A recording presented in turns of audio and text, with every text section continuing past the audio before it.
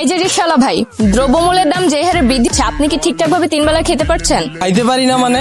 রিক্সা চালায় আইফোন কিনা লাইছি, ডেইলি আমার ইনকাম 1500 থেকে 2000। আমি তো গরু আর মুরগি ছাড়া ভাতই খাই না। জিনিসপত্রের দাম বাড়লে কি ইনকামও তো বাড়ছে। আগে রাস্তার এই মাথার থেকে ওই মাথায় গেলে 20 টাকা লইতাম, এখন লই 40 টাকা। ইনকামও বাড়ছে, জিনিসপত্রের দামও বাড়ছে। আগে তো পান্তা ভাতও জুটতো না, এখন তো গরু ছাড়া ভাতই খাই না। বেটা তুই কি নেশা করছস? আমি 20,000 টাকা চাকরি কইরা না পারি খাইতে, না পারি ঘর ভাড়া দিতে, জিনিসপত্রের খালি দাম আর দাম। হালার ঘরে হালা, তুমি চাকরি করতে যে কাম করো 7 ঘন্টা, তোমার কি বেতন দিব 2 লাখ? যোগ্যতা নাই, আবার দোষ দাও সরকারের। আপনি বলতে চাচ্ছেন সবাই জব বাদ দিয়ে রিকশা চালাবে? অবশ্যই।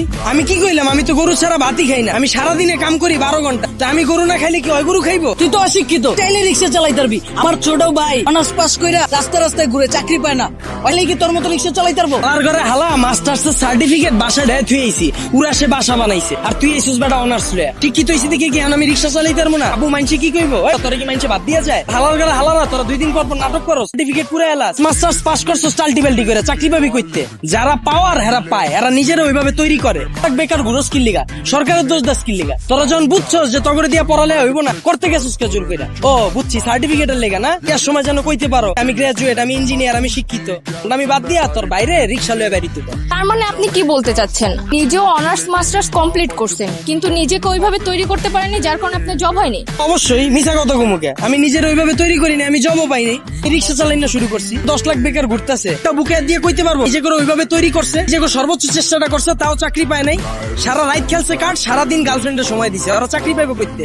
যারা পাওয়ার হেরা পায়। গ্রাজুয়েশন কমপ্লিট করছিস ভালো কথা, বই আর কে উদ্যোক্তা ঝুঁকি ল, হাজার মানুষের লেগে রাস্তা খোল, এসব বন্ডামি বাদ দে। আপনি খুবই গুরুত্বপূর্ণ বিষয় তুলে ধরেছেন। বাংলাদেশের মতো এরকম গরিব দেশে দ্রব্যমূল্যের দাম বাড়াটা কি স্বাভাবিক? এই দেশ গরিব দেশ কেটা কইছে আপনারে? এই দেশে 150,000 কোটি টাকার সিগারেটই বিক্রি হয়। বিশ্বের ভিতরে 5 নাম্বার বিড়িখোর বাংলাদেশ।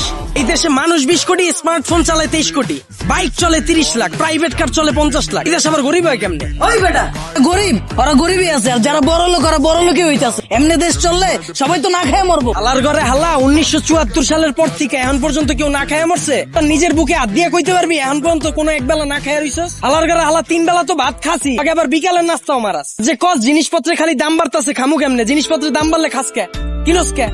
তাহলে কি আপনি বলতে চাচ্ছেন সাধারণ মানুষ না খেয়ে থাকবে? আপনি আবার সাধারণ মানুষ কই পেলেন? এনে তো সবাই অসাধারণ, আমরা সবাই বাংলাদেশি, আমরা সবাই এক। একটা জিনিসের যদি দাম বাড়ে, যদি এটা খাওয়া বা ব্যবহার করা বন্ধ করে দিই, দেখি ব্যবসায়ীরা কার কাছে বেচে। তখনই আমরা খবর পাই কালকে থেকে পেঁয়াজের কেজি 20 টাকা বেড়ে যাবো। যাই আমরা দোকানে ভিড় করে লাই, দোকানদাররা তো আমরা বুঝেই দিতাছি পেঁয়াজের কেজি 20 টাকা হোক আর 2 লাখ টাকা হোক, আমরা কিনা খামুই। মার্কেটে চাহিদা বেশি থাকবে, এটার দাম তো বাড়বই। আমরা যদি সিদ্ধান্ত লই আমরা খামু না, ব্যবসায়ীরা বেচবো কার কাছে? আর পৃথিবীর যখন জন্ম হয়েছিল তখন কি এত খাওয়ান দাওয়া ছিল? তখন কি এত বার্গার ছিল, পিজা ছিল, কি মুরগির কালাবুনা ছিল? শাক পাতা খায় বাচ্চা রইছে না? আমরাও পারো, আমগো সবার একই তো হইব। ক্রিকেট ভাঙ্গার লেগে আমরা নিজেরাই যথেষ্ট, সরকারের দোষ দিয়া লাভ কি? আমরা জনগণ নিজেরাই তো চুতিয়া। একটা জিনিসের দাম বাড়লে আমরা ফ্রিজ ভরা শুরু করে দিই, ফ্রিজ ভরা বন্ধ করলে এমনি সবকিছু ঠিক হয়ে যাবে। ধন্যবাদ ভাইয়া। ওনার কথা শুনে আমরা বুঝতে পারলাম যে পরিস্থিতি যতই নিয়ন্ত্রণের বাইরে থাকুক না কেন, আমরা সবাই যদি একত্রিত হয়ে যুদ্ধ করি তাহলে সবকিছু নিয়ন্ত্রণে আনা সম্ভব। দেশের সাধারণ জনগণ ও বেকার যুবকদের চিন্তাধারা যদি আমরা পরিবর্তন করতে পারি তাহলে আমরা খুব সুন্দরভাবে সামনে এগোতে পারি।